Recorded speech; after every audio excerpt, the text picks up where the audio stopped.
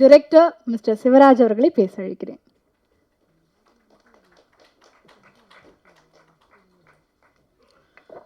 வந்திருக்கும் அனைவருக்கும் அன்பும் நன்றியும்.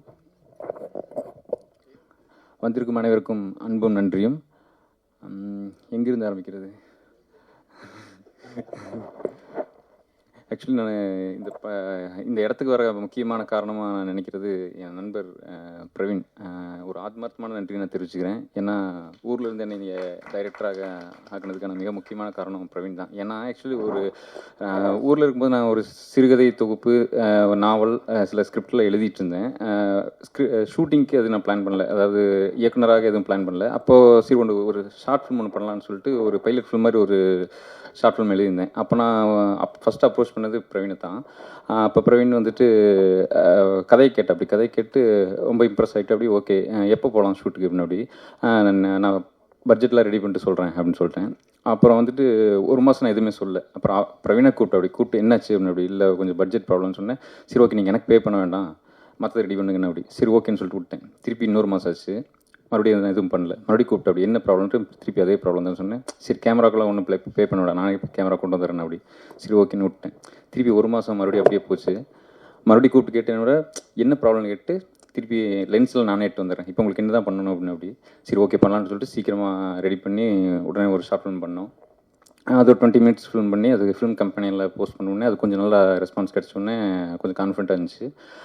இப்படி இருக்கும்போது தான் இந்த தான் என்னை சினிமா கொண்டு வர மிக முக்கியமான காரணமாக இருந்துச்சு. அப்புறம் வந்து பிரவீன் வந்துட்டு எங்கள் ஊருக்கு வந்திருந்தார். பொள்ளாச்சி வந்துட்டு ஒரு ட்ரிப்புக்காக வந்திருந்தப்போ ஒன்றா ட்ராவல் பண்ணிட்டுருக்கப்போ கேட்டார் என்ன பண்ணிட்டு இருக்கீங்கன்னு கேட்டால் அப்படி. அப்புறம் நான் இந்த லைனை சொன்னேன், ட்ரெண்டிங்னு ஒரு லைன் இருக்குது ஆக்சுவலி, ஒரு யூடியூப் கப்பல் பற்றிய கதை.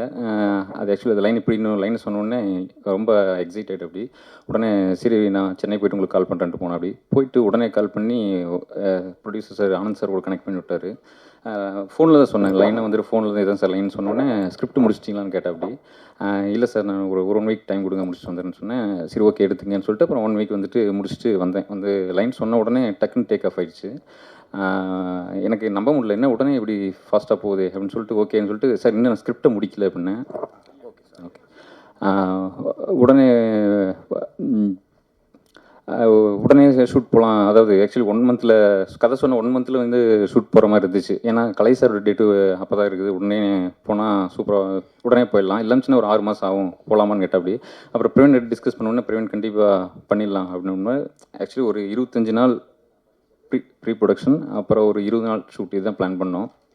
இந்த கேப்பில் வந்துட்டு இந்த 25 நாளில் ப்ரீ ப்ரொடக்ஷன் எங்கிட்ட இருந்த ஒரே ஒரு ஆள் ஹீரோ கலை சார் மட்டும்தான். அப்புறம் வேறு எதுவுமே எங்கிட்ட இல்லை. அப்புறம் எல்லாத்தையும் ரெடி பண்ண வேண்டியது இருந்துச்சு. அசிஸ்டன்ட் கூட இல்லை. ஆக்சுவலி என்னுடைய ஃப்ரெண்ட்ஸ் எல்லாமே வேறு படங்களில் பிஸியாக இருந்தாங்க, யாருமே அவைலபிள் இல்லை. அப்புறம் சரி ஓகே நாங்கள் ஹெல்ப் பண்ணுறேன்னு சொல்லிட்டு ப்ரொடக்ஷனில் ஆனந்த் சார், மீனாட்சி மேடம் அவங்க வந்து நாங்கள் சப்போர்ட் பண்ணுறோம் நீங்கள் ஆரம்பிங்கன்னு சொல்லிட்டு அப்புறம் மற்ற ஒவ்வொரு விஷயமா செய்ய ஆரம்பிச்சிது.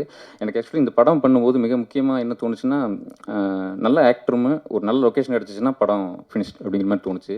அதனால் லொக்கேஷன் நான் கேட்டேன் அப்படின்னு கேட்டால் ஒரு வீடு வேணும். அந்த வீடு வந்துட்டு ஒரு கிளாஸ் ஹவுஸ் மாதிரி வேணும், டிரான்ஸ்பரண்ட், அவங்க லைஃப் எப்படி டிரான்ஸ்பரண்ட் ஆன்லைன் இருக்கோ அதே மாதிரி அந்த வீடு டிரான்ஸ்பரண்ட்டாக இருக்கணும் அப்படின்னு சொல்லிட்டு அந்த வீடு கேட்டேன். அது வீடு போய் 2-3 வீடு பார்த்து ஒரு வீடு அருமையான வீடு செட் ஆயிடுச்சு. உடனே நாங்கள் நினச்ச மாதிரி எல்லாமே செட் ஆன உடனே ஷூட் ஸ்டார்ட் ஆச்சு. நான் நினச்சேன் ஒரு மினிமலிஸ்டிக்காக ஒரு சின்ன படம் பண்ணலாம் அப்படி தான் நினச்சிட்டு இருந்தேன். ஒரு சின்ன படம் பண்ண போகிறேன், ஏன்னா கேஸ்ட் அண்ட் க்ரூவாக பார்த்தா சிறுசாக இருக்கும், லொக்கேஷன் எல்லாமே சிறுசாக தான் இருக்குன்னு நினச்சிருந்தேன். பட் ஆனால் அடுத்தடுத்து வந்த விஷயங்கள் பெருசு இருந்துச்சு. இன்னும் சேமாக இருக்கட்டும், அடுத்து வந்து நாகூரன், இந்த மாதிரி எடிட்டர் நாகூரன், மியூசிக் சேம், இவங்களாம் வந்து வரும்போது நான் ஓகே ஆக்சுவலி நான் இது சிறுசாக பண்ண நினச்சேன், பெருசாக போகுது அப்படின்னு நினச்சிட்டேன். பட் அது ரொம்ப சந்தோஷமாக இருந்துச்சு. ஆக்சுவலி நம்ம ஒரு பெரிய படத்தில் ஒர்க் பண்ண போகிறோம்னு சொல்லிட்டு ரொம்ப ஹாப்பியாக இருந்துச்சு. இதுக்கெல்லாம் நடந்ததுக்கு மிக முக்கியமான காரணம் பிரவீன். ரொம்ப தேங்க்ஸ் பிரவீன், அதுக்காக என்றைக்கும் நான் நன்றியுடன் இருப்பேன். அப்புறம் வந்துட்டு சாம், ஆக்சுவலி நான் சாம் விட்டு நான் நிறைய சொதப்பிட்டேன்னு நினைக்கிறேன். ஏன்னா அது ஃபஸ்ட் படத்துடைய தடுமாற்றம் அவருக்கே தெரியும்னு நம்புகிறேன். அதனால் நிறைய வந்துட்டு இது ஒர்க் ஆகுமா நான் திரும்ப கேட்டே இருந்தேன். அது ஆக்சுவலி அவர் புரிஞ்சுக்கிட்டார், நான் ஃபஸ்ட்டு பட தடுமாற்றத்தில் இருக்குன்னு புரிஞ்சுட்டு இல்லை இப்படி ஒர்க் ஆகும் பிரதர் அப்படின்னு சொல்லிட்டு அவருடைய அனுபவத்தை சொன்னார். அவரோட அனுபவம் திறமையும் தெரியும். அதனால் அதை நம்பி நானும் ஒரு சில விஷயங்கள் காம்ப்ரமைஸ் ஆகி கொஞ்சம் ஹாப்பி இருந்தேன். பட் இப்போ ஸ்க்ரீனில் பார்க்கும்போது எனக்கு தெரியுது அவருடைய அனுபவம் திறமையும் எப்படிங்கிறது இப்போ எனக்கு தெரியுது. ஏன்னா ஒரு சில பேர் முன்னாடியே சொல்லிவிடுவாங்க, என்ன பின்னாடி நம்ம என்ன பார்க்க போகிறோங்கிறது முன்னாடியே சொல்லிவிடுவாங்க. அந்த மாதிரி சொன்னது எவ்வளோ உண்மைங்கிறது இப்போ புரியுது.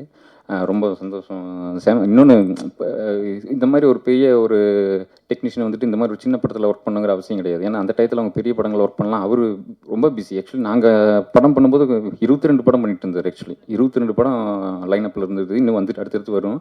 அதுக்கு நடுவில் எங்கள் படங்கள் பண்ணார். எங்கள் படத்தையும் பண்ணது ரொம்ப பெருமையான விஷயம். அதுக்காக சாமுக்கு மிக மிக பெரிய நன்றிகளை தெரிவித்துக் கொள்கிறேன்.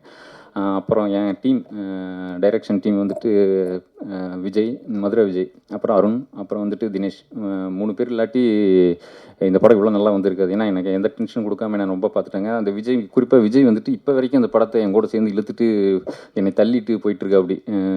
அதுக்காக ரொம்ப நன்றி விஜய். எங்கே இருக்காருன்னு தெரில. ரொம்ப தேங்க்ஸ் விஜய்.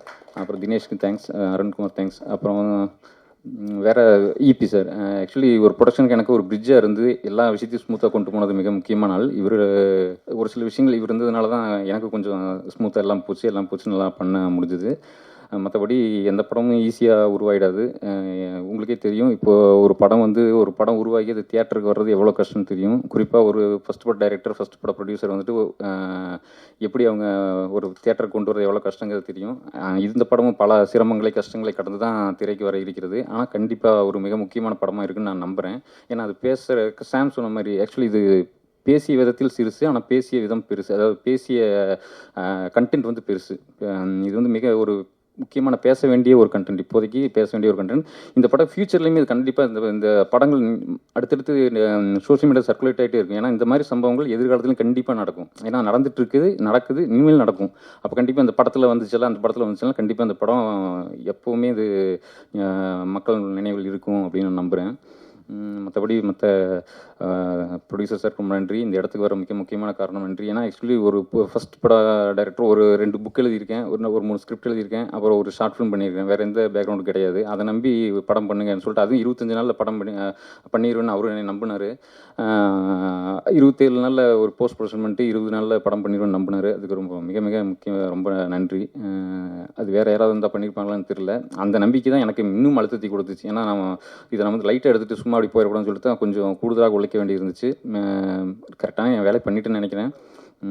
மற்றபடி எனக்கு இந்த பயணத்தில் சப்போர்ட் பண்ண அனைவருக்கும் நன்றி. வந்திருக்கும் அனைவருக்கும் மீண்டும் ஒரு நன்றி. தேங்க்யூ.